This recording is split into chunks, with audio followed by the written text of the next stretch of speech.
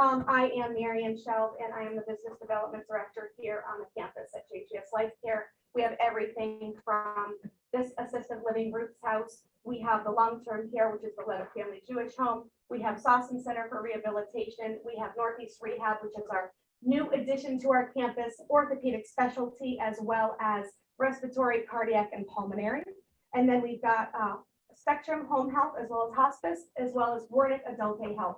Right here on the campus, we have all of that. Anything really elder care. So if you ever needed anything elder care, please ask me. Even if my campus isn't the right choice for you, I can help you because I've been in the business, dare I say, over 20 years.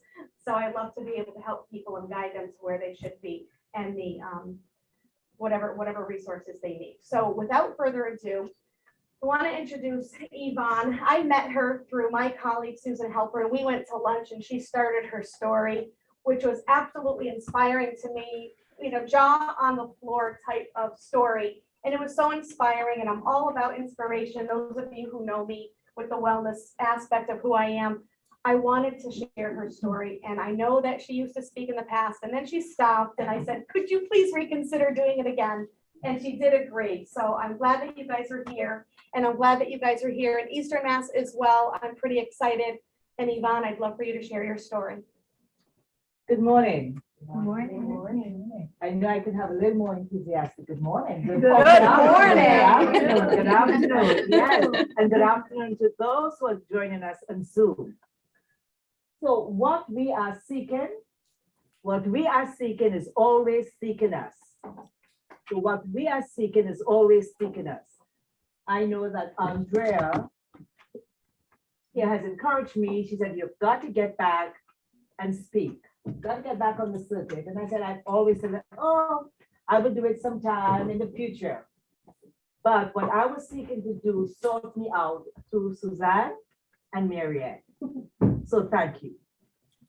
So Marianne, I thank you for the invitation. Oh, I'm so glad you're here, John. Marianne is so full of life and she's energetic. And Susan, I've known Susan for quite a number of years. And she always has this calm demeanor, very calm and soothing. And Jerry Camarada, who I've known for over 30-something years, and Jerry is a cancer victor also because we aren't cancer survivors, we are cancer victors. And Jerry is here, he's always been a friend and continues to support me. And every person should have wing people with them. I know that the men have those wing men. I have my wing women, my supporters who are always there, who I could always call, who brings me life, who energize me. And I have two of them beautiful women here today, Kimberly O'Connor and Andrea Park. And I love them. They feed my soul. I love them. If you do not have a wing person who is honest, who is supportive, who is always there for you, then I ask you to find someone and embrace them openly, without any conditions, without any limitations, without any barriers. Let's start with this. I've written 2 books, Tested Faith, and another book. It's all about the shoes. And I'm going to start with a story this morning. And these stories, I interviewed women across the country. And this story I really enjoy reading. Recently, my girlfriends and I were hanging out at one of our favorite restaurants. And of course, our conversation drifted to shoe talk. Which of us owned the tightest pair of shoes? It was not surprising that we all had tight shoes stories. I shared I own a pair of tan, stylish platform shoes that I purchased from Leeds Shoes in Los Angeles during the 70s. I can feel the pain of the hard leather even to this day. They slipped on easily, but every time I wore those shoes, I end up winching when I walked and got blisters on the back of my feet. Band-aids at the back of my heels and toes did nothing to ease the pain. I will promise God and myself that I will never wear those shoes again. I actually will go through the ritual of setting them out to throw them away, then returning them to my closet only to wear them again. I knew that it would never change and would always cause me pain. But not only did they look good on my feet, they made me feel good when I put them on. In every woman's closet, you'll find shoes that look good but cannot be worn. Shoes that cause pain or have long outlived their usefulness. In our hearts, we try to hold on to things or relationships we have outgrown, or that were never right for us in the first place. Sometimes a situation or person has taught us all it can, but we have a hard time letting go. And love yourself enough to let go. So Dr. Powell called me this week, and I just want to give him a shout out, who was an oncologist who did the mixture of cocktail of chemotherapy for me some 30-something years ago. And I don't know if he found that I was speaking here, but he called out of the blue. He's a professor emeritus at North Carolina Medical School, and he was just thrilled to know that I was still around. And he also gave me Dr. Donovan's number, who performed the surgery on me years ago. And I just want to thank them for the care that they gave me at that time and the love that they extended. So everything is about you, isn't it? It's about us. It's about you. When we were born to be happy, to be joyous. Really, and everything that we do is to find that peace, that joy within. And at times we struggle to find it. So people have asked me, what did I do to live? And let me tell you something, Andrew will tell you, I love me some Yvonne. I love myself. And I love myself. I really do. And in the struggle to live, and listen, I'm going to live to be 105 years with clarity of mind. That is my goal. At first, I thought I was going to live to 95, but I saw this woman who visited President Obama, and she was dancing with him, and I said, "Woo!" And they said she was 105. So I changed that goal. So I'm 105. A lot of us set goals for ourselves, for retirement, for children, for wealth. But we do not look at ourselves and prepare to live long lives. So I've invested in living a long, good, enjoyable life. I always say that when I die, I would not say to God, you know, God, I should have bought that Louis Vuitton bag. So I enjoy life and myself. So people have asked, what did you do? What did you do to live? How did you get to this point of loving yourself? I must say the struggle to live was very, very difficult. It was not easy. I was given less than 6 months to live and to have cancer in both ovaries, and my one ovary was a 3.5, and to have cancer in your colon and endometrial lining and deep in your pelvic area. And everyone was in tears and crying. The doctors looked at me with pity, knowing that I was dying a fast death. I wanted to live. I really wanted to live. And I know that at the point, it took me a while to understand that cancer is a tremendous psychological battle. The battle really starts within your mind and your head. You know, and I've worked with some psychiatrists and psychologists years ago, and I said to them, you give somebody a diagnosis of death, a death diagnosis, and then you send them home to deal with that. Where's the psychological care? How does someone deal with that information? And for me, it was very, very difficult because the thoughts of death and dying kept on flooding into my head.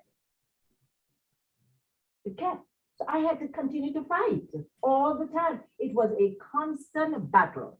I think I looked at every Lucille Ball episode because I had to distract myself and my mind and laugh and engage.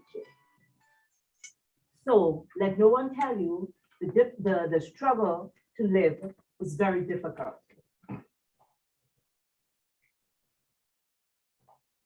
First of all, we have to listen to our bodies. Our bodies speak to us every single day. Our bodies speak to us. We are our healthcare providers, not our physicians, because we have to tell the physician, hey, this is wrong with us. We have, our bodies tell us long before. If it is not working, guess what? I can tell you what I ate. Okay?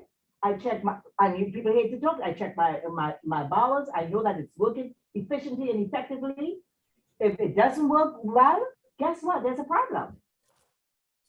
It's a problem because we know that our nutrients are absorbed from our colon and also impurities. And our mind, our brain, our thoughts power everything that happens to us. Our mind, our brain, power everything that happens to us. Prolonged internalization of negative stress breaks down the immune system and leaves us susceptible to catastrophic disease. Prolonged internalization of negative stress breaks down the immune system and leaves us susceptible to catastrophic disease. Our mind has a different, our thoughts have a connection to our colon and to our bowels, a direct link. Our mind had a different, our mind has this link directly. So I'll give you an example, okay?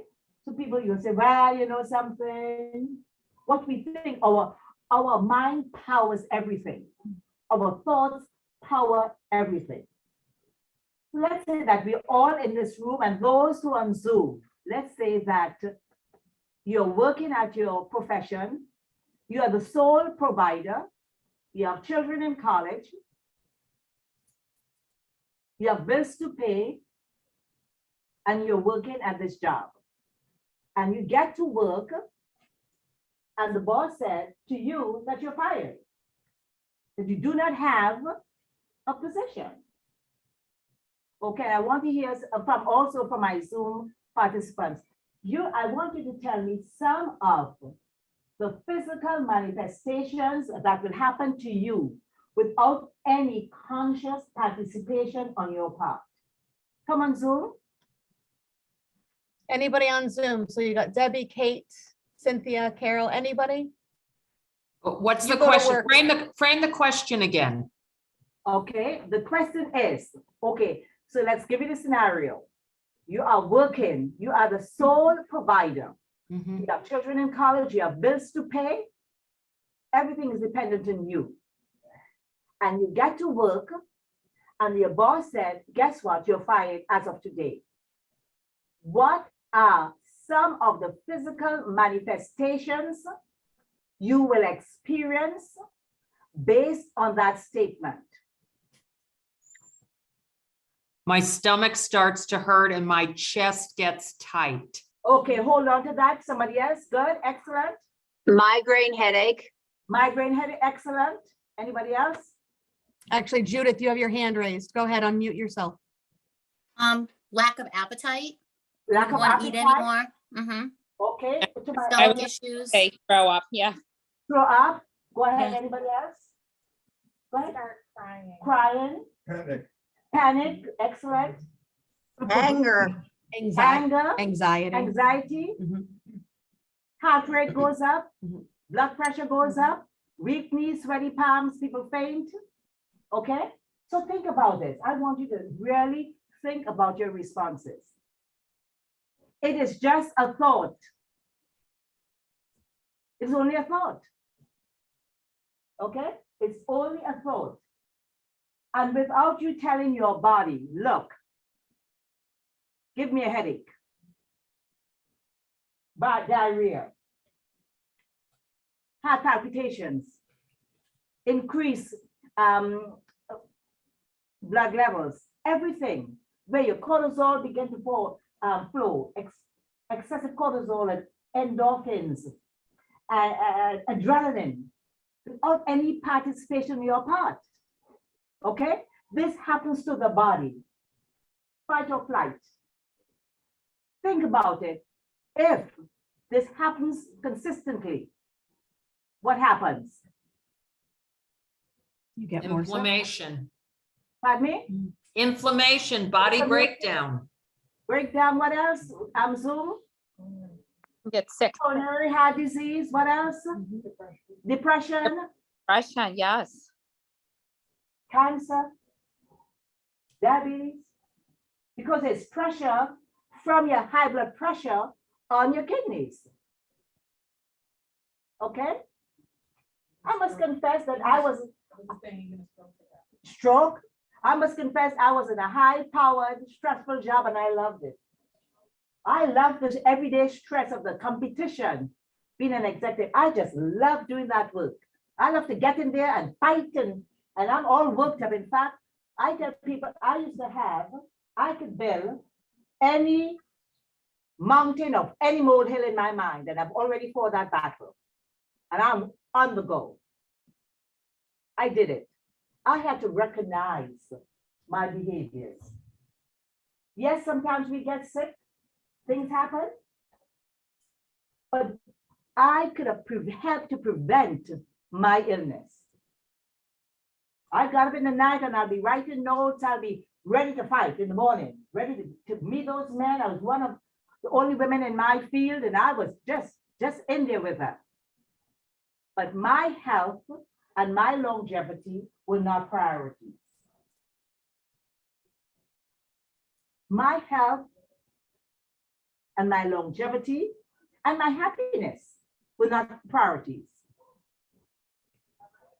Okay, you make the money, you travel, we travel to Europe every year, we did a whole lot of wonderful things, but to live, I had to change my mindset. It was difficult. It was difficult. And a lot of times, we put limitations and boxes around us, unbeknownst to us. Unbeknownst to us. Okay? So we put boxes around ourselves.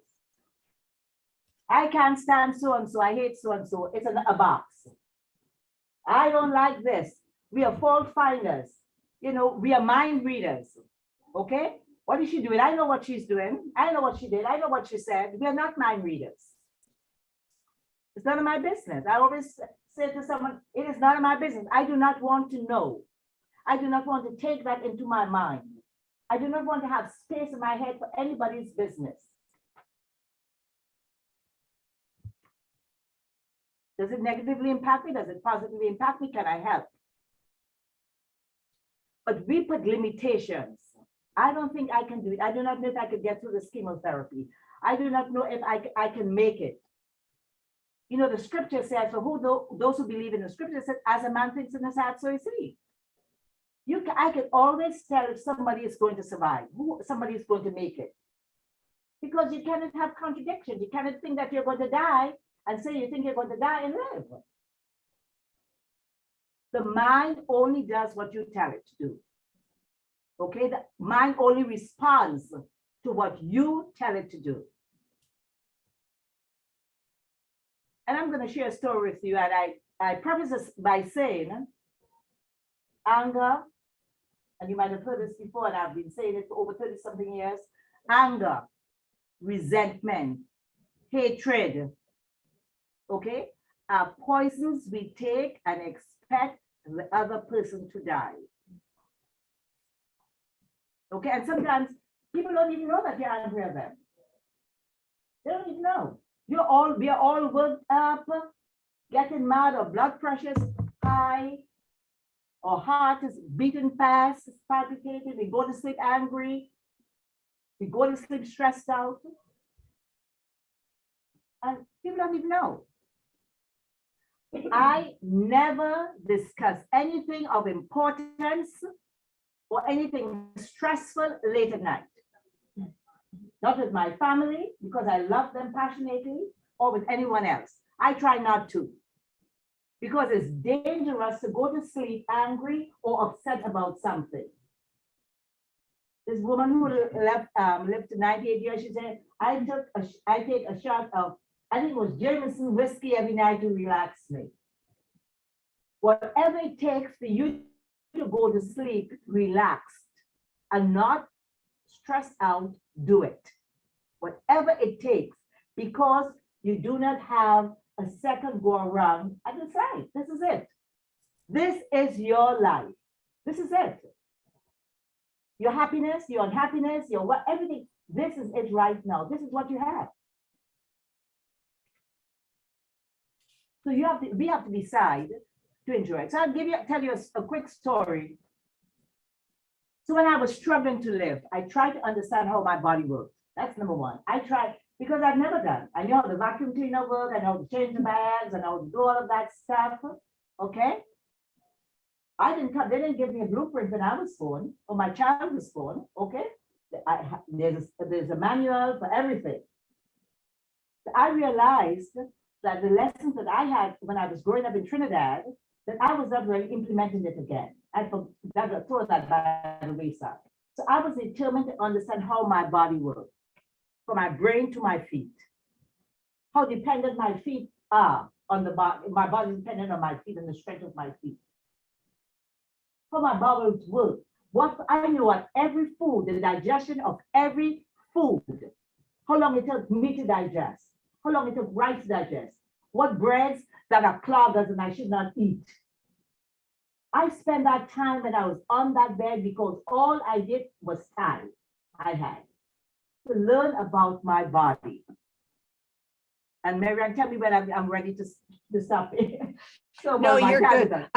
I'm putting the names of the raffle people in so I Yes. can spin the wheel. You're Yes. good. You're good. We're Okay. 12:48. So Okay. you've got a good So- 10 more minutes. Okay, so I learned about my body, how my body works. And I had to work in harmony with my body because I wanted to live. I had to make the changes. I had to eat the right foods. I had to understand that I need to use my bowels every morning, that I need to not overdo it. And yes, I like brownies and I eat brownies here and there. I'll tell you the story. So in my struggle to live, I knew I had to forgive, okay? It was difficult. So when I met my husband in California and through his brother and his wife, and my husband and I were engaged for a year. I saw him once during that year. We fell in love. He asked me to marry him after 30 days. And I saw him once during that year. And I really loved his brother and his wife. So I went to visit my husband on my fiance at the time on the way to Trinidad. So he and his mother, I stayed at his condo with him and his mother. And he and his mother went out to grocery shop or something. So what I did, I snuck up to his bedroom. And I saw a piece of yellow paper from a writing pad. I picked it up and I opened this sheet of paper. And it was a letter from his brother stating, and his wife, his brother's wife, stating that I love California. My aunt lives in Palos Verdes in California, just a fabulous area. And the letter stated that I did not want to leave California. Okay. And that the engagement, we have only seen each other once during the year. And he doesn't think that the marriage will work. And it was a long letter of negativity. So I took that letter and I put it in my wallet.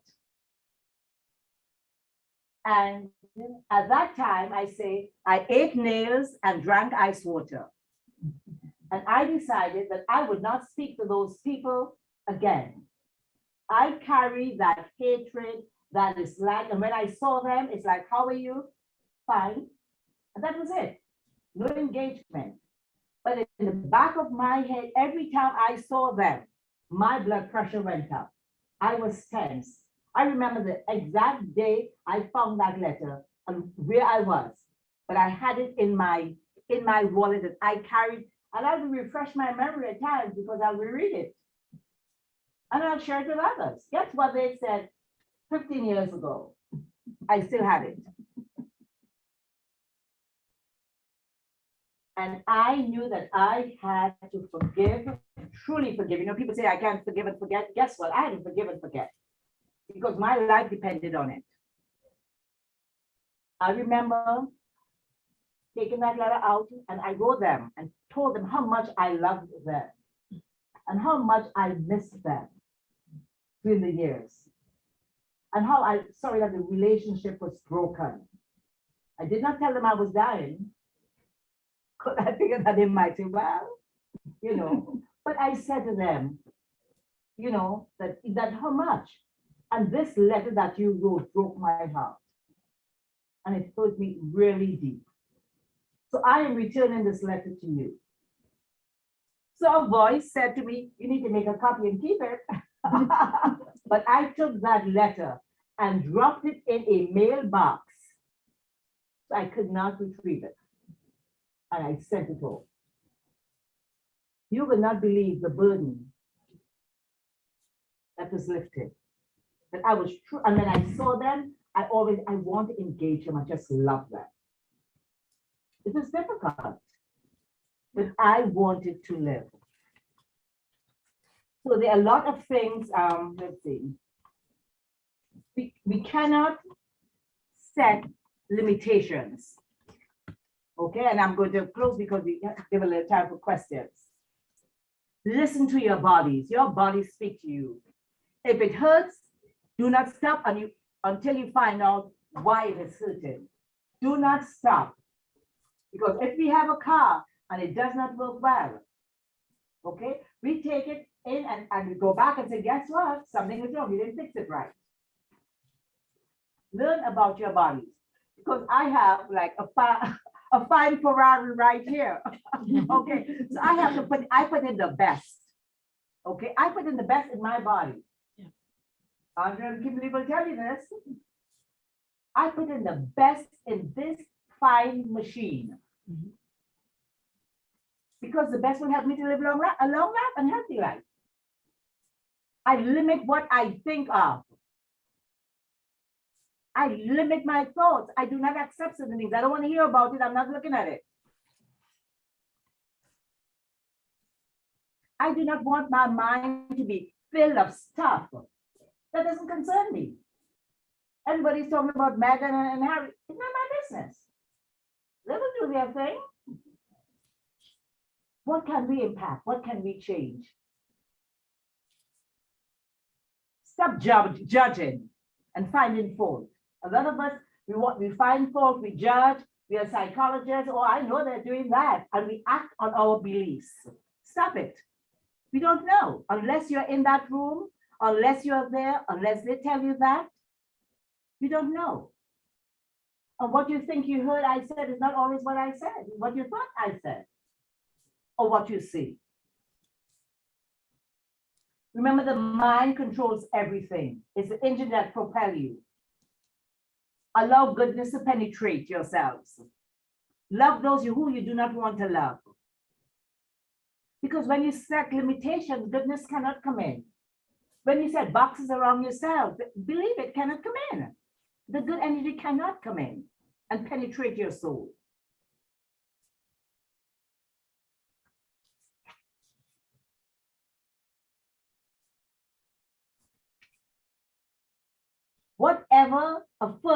Whatever you affirm and accept from within will become part of your outward experience.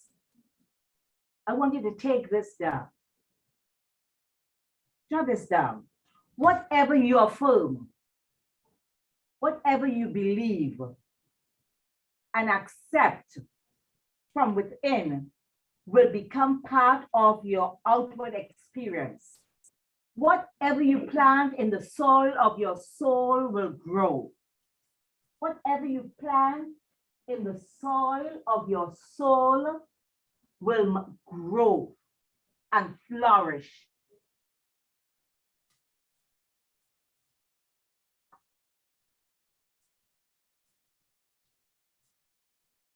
We cannot do or have anything without the consciousness of it or for it. It doesn't happen, just happen. You have to have the consciousness for it.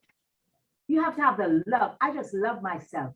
I want to be healthy. You have to speak it. You have to live it. You have to feel it. And when you do something, don't have any regrets.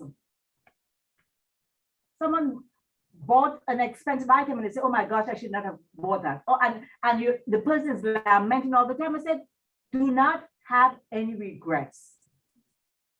There's no time for regrets.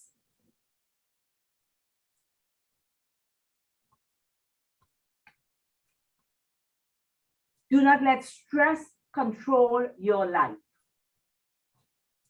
And let me tell you something, okay?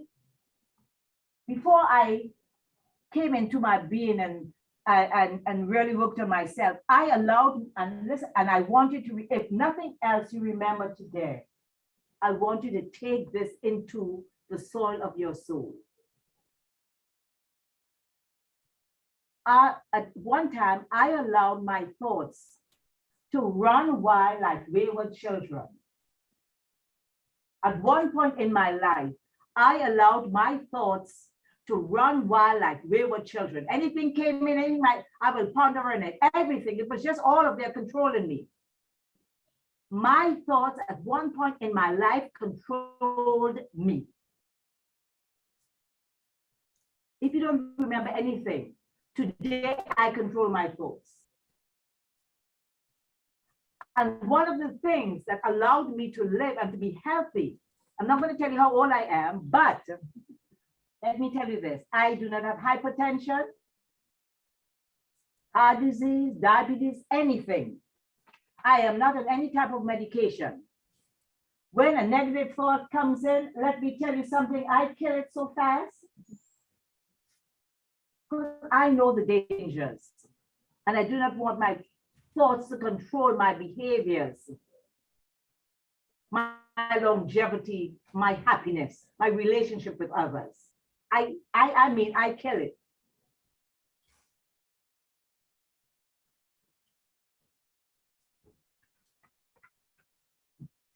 The Mayo Clinic said chronic stress puts our health at risk. Chronic stress wreaks havoc on our mind and body. You must take control, I beg of you, of your stress and be creative. We have a choice, you know that. That is going to get worked up about something.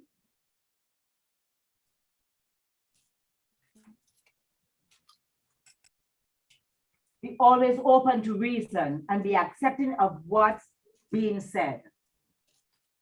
You know, people tell you something and say, well, I don't believe you. No, be accepting, be open, leave that alone. Thought is the only power that can produce tangible things. Thought, our thought is the only power that can produce tangible things. Everything you see in nature, everything you see in nature, everything you see in life, everything that is visible is an expression of a thought, everything.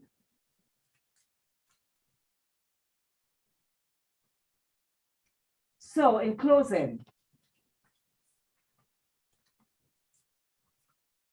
I say to you, as we live, and I usually have another talk I do on self-love, learn to love yourself.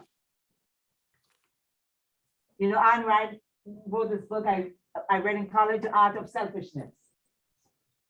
Love yourself passionately. Nobody can love you more than you love yourself. No one. No one can love you more than you love yourself. You are a priority. You cannot really love others when you do not truly love yourself. Be passionate about your health. Be passionate about your longevity. Set timelines. I want to see something and say, well, I'm 95 and I'm still running around there speaking and enjoying myself. I went to see my friend one night. I couldn't see. I missed her. I said, where are you? I called her. She's 98 years old. I went to her. She said, oh, I was just lying there having 2 martinis. Nice. 98. And I want you to consciously, in closing, I want you to consciously make memories every day, memories that are worth remembering. And I thank you so much for having me here. And I hope that I inspired someone day to make a change.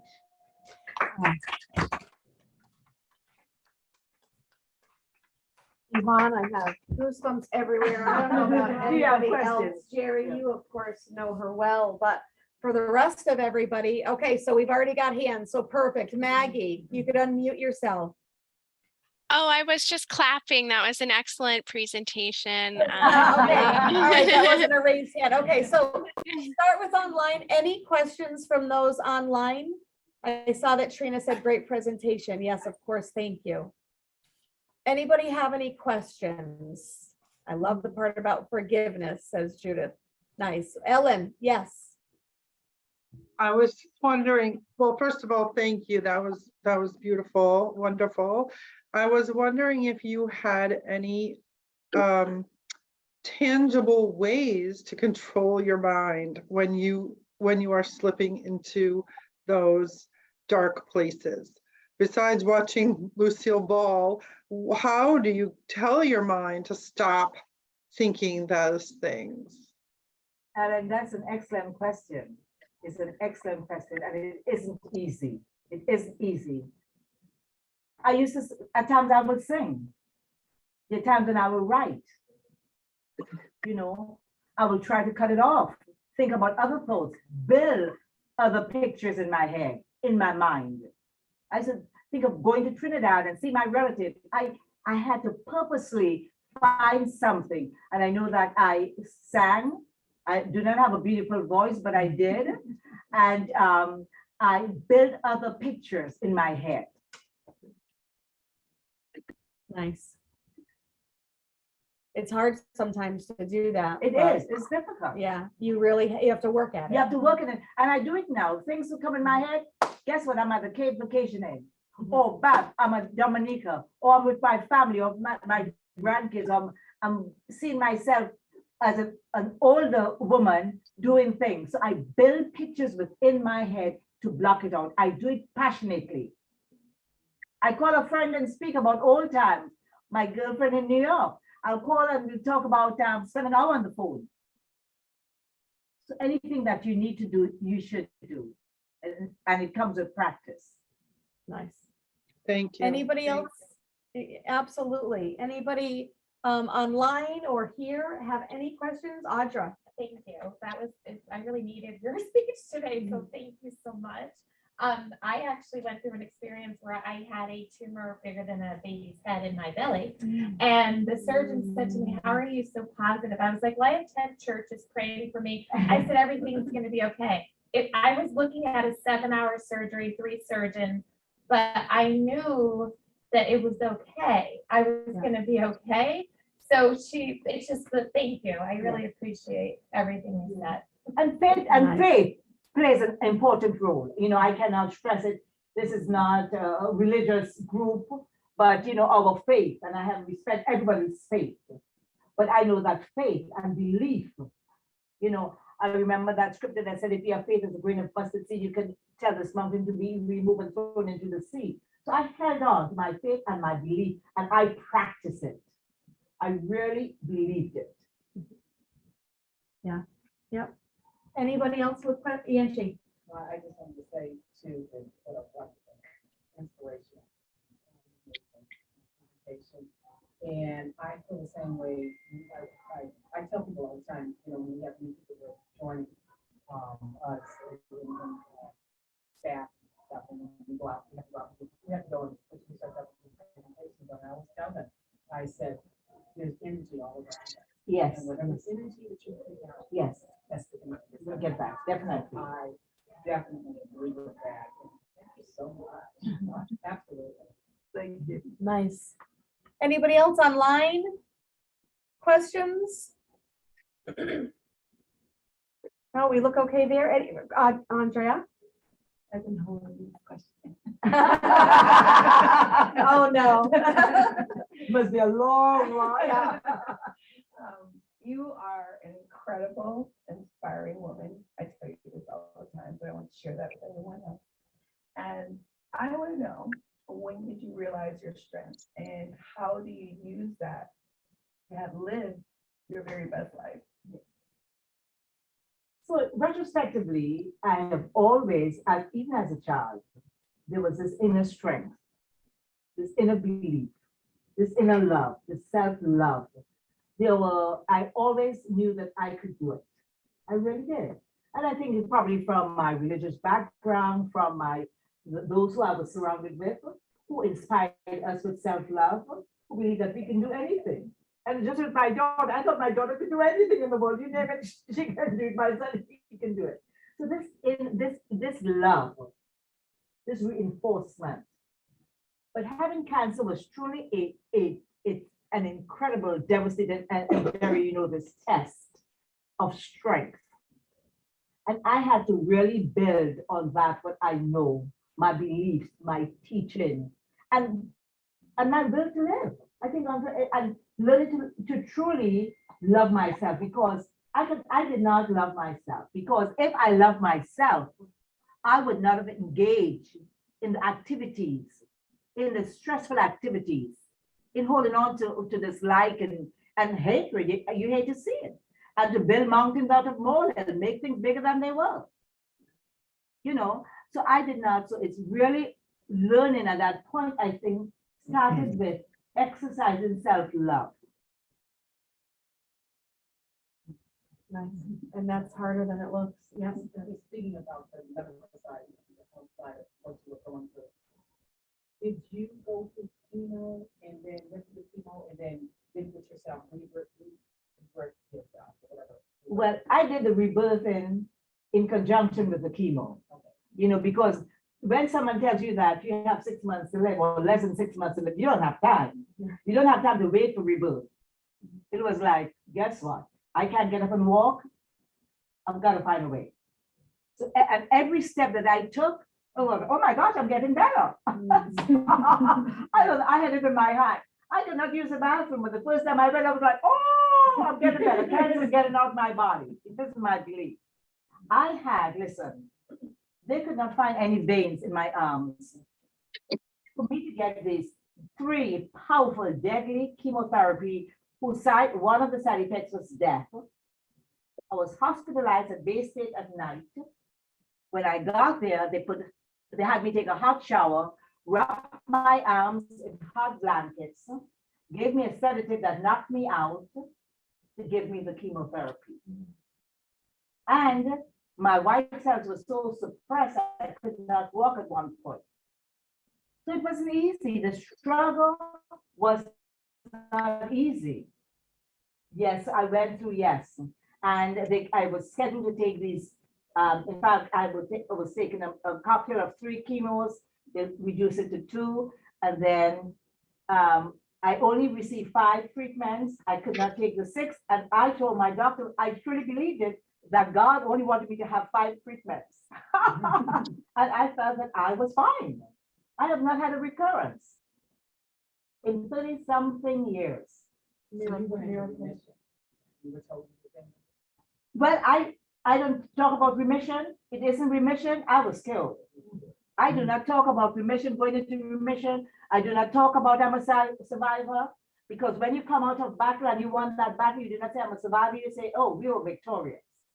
So I look at myself that I am victorious. I tell myself it will never happen to me again. It will not get back into my body, because I have also made the changes necessary to live. That's amazing, right? It's all about mindset, right? You could choose happiness, right? So people would always say, you're lucky. No, you can make it happen. choose happiness. It's work.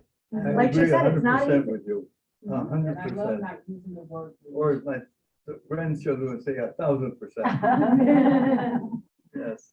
Thank you, Jerry. And you know that, I've had a struggle. Yeah. It was not easy. I could not even walk up the stairs.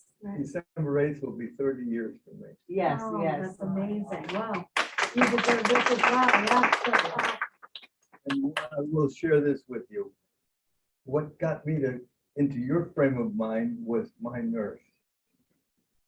She came over to me and said to me, "Are you ready to go to work?" And I said, "What do you mean I'm going to go to work?" I said, "I'm laying here in bed. How can I work?" She said, "Well, eventually you're going to get better. You're going to go home. You're not going to have a buzzer by your bed to push it and say, nurse is going to come." I said, "I don't need you. I don't need a nurse. That's why I got married. My wife was there." She looked at me and she said, "You know what you are? Pardon my English. You're a goddamn fool." I got so mad at her for swearing at me. I had a ball in my hand. I threw it at her. I missed her. And then she took off.